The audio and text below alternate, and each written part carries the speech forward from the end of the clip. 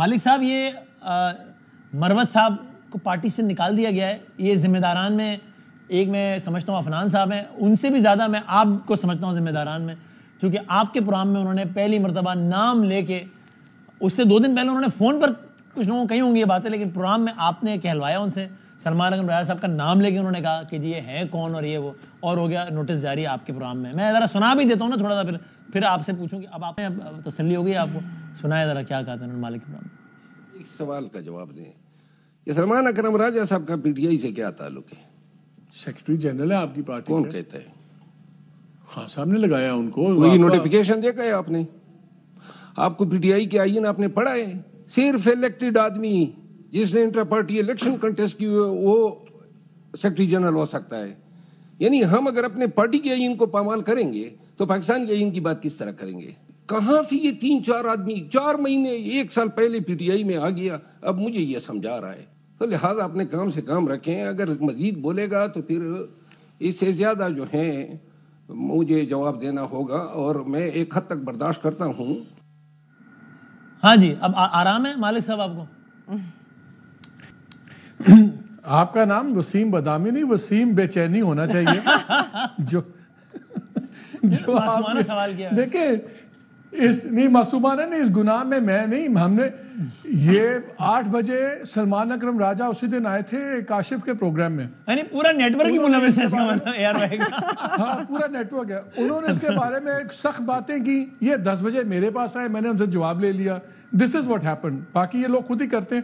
دیکھیں گروپنگ کے تو جھگڑے اپنے چلتے ہیں، یہ بڑی بڑی پارٹیز میں چھوٹے چھوٹے کام ہوتے رہتے ہیں، لیکن میں آپ کو ایک بات بتاؤں، جو آپ لوگ پہلے بات کر رہے تھے، جو یہ ڈیولپمنٹ پروجیکٹس کی گنتی ہو رہی تھی، میرا خیال ہے بات اب اس سے آگے چلی گئی ہے وسیم۔ اگلا الیکشن اس بات پہ نہیں ہوگا کہ کس نے کتنے ڈیولپمنٹ پروجیکٹس کیے، کس نے نہیں کیے۔ یہ اگلا الیکشن ہے ایک بیانیے کے اوپر۔ ایک بیانیہ ہے جس کو لوگ سمجھتے ہیں کہ یہ اسٹیبلشمنٹ پرو اور اس اینگل سے بیانیہ ہے، دوسرا بیانیہ ہے جو ڈیفائنس کا بیانیہ ہے۔ اچھا، ڈیفائنس کا بیانیہ ہمیشہ ایز اے نیچرل چیز ہے کہ انسان کو پسند آتا ہے، بیکاز ہر عام آدمی کی زندگی میں بڑی مشکلات ہوتی ہیں۔ صحیح ہے۔ تو جب بھی آپ کسی anybody who's in place of power and authority, جب آپ اس کو برا کہیں تو لوگوں کو بڑا اچھا لگتا ہے، because you have to blame somebody نا ہر چیز کے لیے۔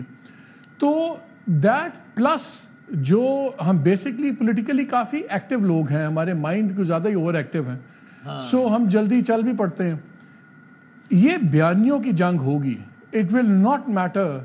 فار ایگزامپل آپ عمران خان صاحب کی اب گورنمنٹ دیکھیں، جب گورنمنٹ گری اس سے پہلے 15 الیکشن سے ہارے ہیں بائی الیکشنز، کتنے سوالیہ نشان تھے، immensely unpopular گورنمنٹ ہوئی بھی تھی۔ جب گورنمنٹ گری اور انہوں نے ایک سٹانس لیا، suddenly that time was forgotten۔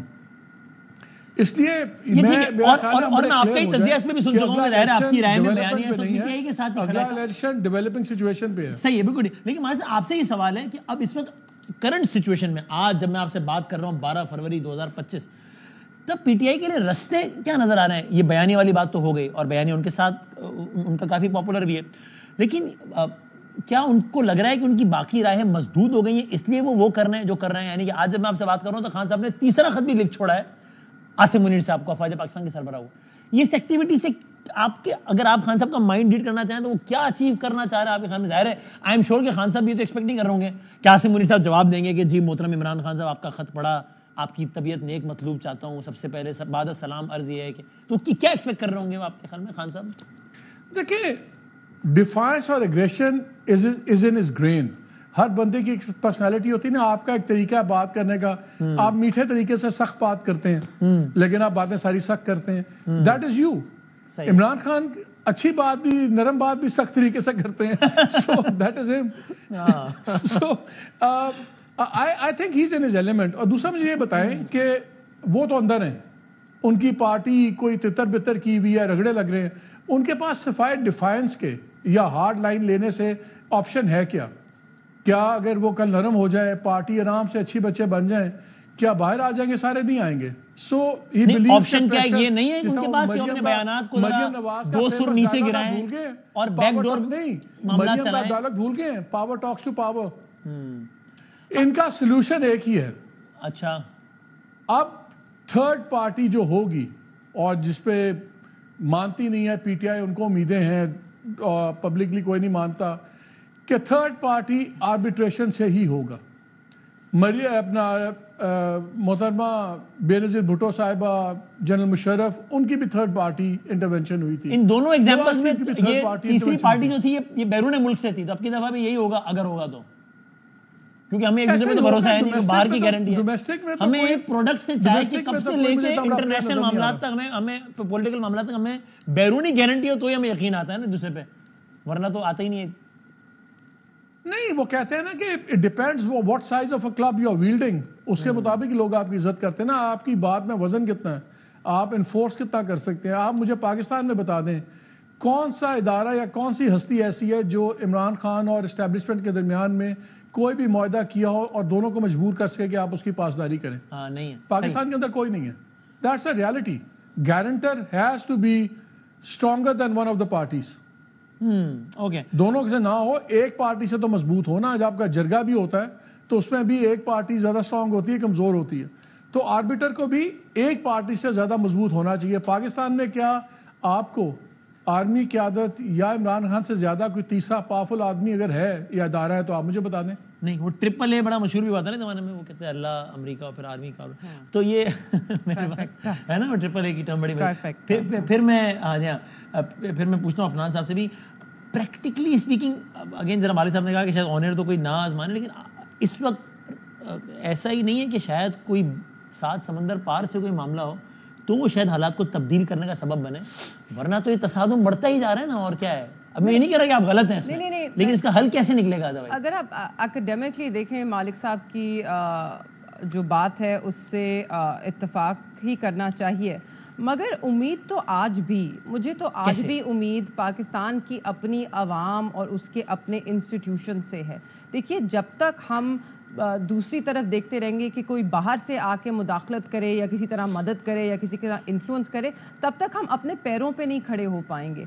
हमें अगर इस दलदल से निकलना है तो इस दलदल से आप एक तरीके से निकल सकते हैं, आपकी जितनी इंस्टीट्यूशंस हैं वो मजबूत हों, पार्लियामान मजबूत हो, जुडिशरी मजबूत हो।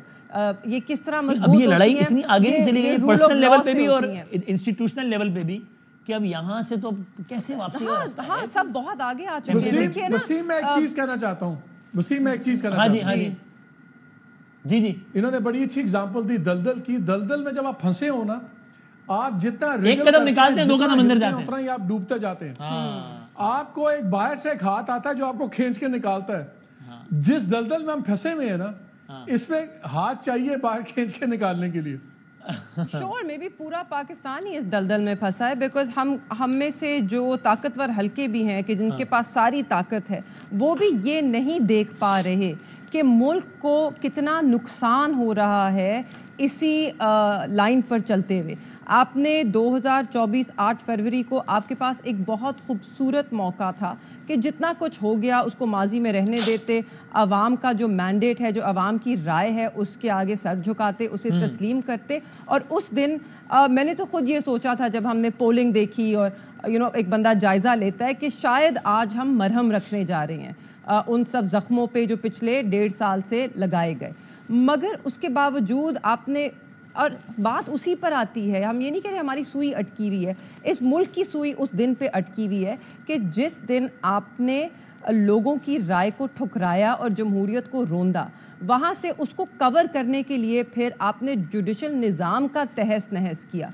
आप जितना भी अपने निज़ाम में डिस्टॉर्शंस क्रिएट कर रहे हैं, आपको मज़ीद उसमें डिस्टॉर्शन करने की ज़रूरत है, मज़ीद उस पर हावी होने की ज़रूरत है, इसको कंट्रोल करने की। अब यहाँ से रास्ता निकलेगा कैसे आपके ख्याल में? कि आप लोग अपना दबाव बढ़ाएंगे, इससे रास्ता एक्सपेक्ट करेंगे कि दूसरी साइड से कुछ जरा मामला हल्का हो? मेरे ख्याल में अगर तो हम चाहते हैं कि हम खुद मिल बैठ कर करें तो सबको देखना होगा कि उनकी गलतियां कहाँ हैं। जो मुक्तदरा हैं उनको भी ये देखना होगा कि वो हमेशा they are not always right, उनसे गलतियां होती हैं, उनसे गलतियां हुई हैं और इसको अना का मसला नहीं बनाना चाहिए। मुल्क को अव्वल रखें, मुल्क के मफाद को अव्वल रखें। आपने ये सब किया और आप कैसे नमूनों को लेकर आए हैं। इस वक्त जो हुकूमत में आपके वज़ीर आज़म से लेके वुज़रा तक देख लें, किसी को पता ही ہی نہیں ہے کہ چلانی چیزیں کس طرح ہیں, ہو کیا رہا ہے. وہ کہہ رہے ہیں بیان economic دیتے ہیں جو indicators ان بہتر ہو کو رہے ہیں لکھے ہوئے آ جاتے ہیں.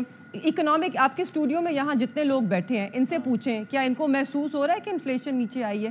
انفلیشن نیچے آنے کا کیا مطلب ہے کہ جس رفتار سے مہنگائی ہو رہی تھی وہ رفتار کم ہو گئی, مگر مہنگائی آسمان چھو چکی تھی. تو اب ان سے پوچھیں ان کی تنخواہ میں ہر مہینے خرچہ پورا ہوتا ہے یا ہر مہینے ان کو اور پیسے درکار ہیں؟ ابھی بھی بیسکس آپ نہیں افورڈ کر سک رہے اس ملک میں. معیشت سکڑتی جا رہی ہے, انڈسٹریل آپ کا جو آؤٹ پٹ ہے وہ ڈیکریز کر رہا ہے, آپ ڈی انڈسٹریلائزیشن کی طرف جا رہے ہیں. کیوں لوگ یونان میں کشتی میں ڈوب رہے ہیں؟ ٹھیک ہے.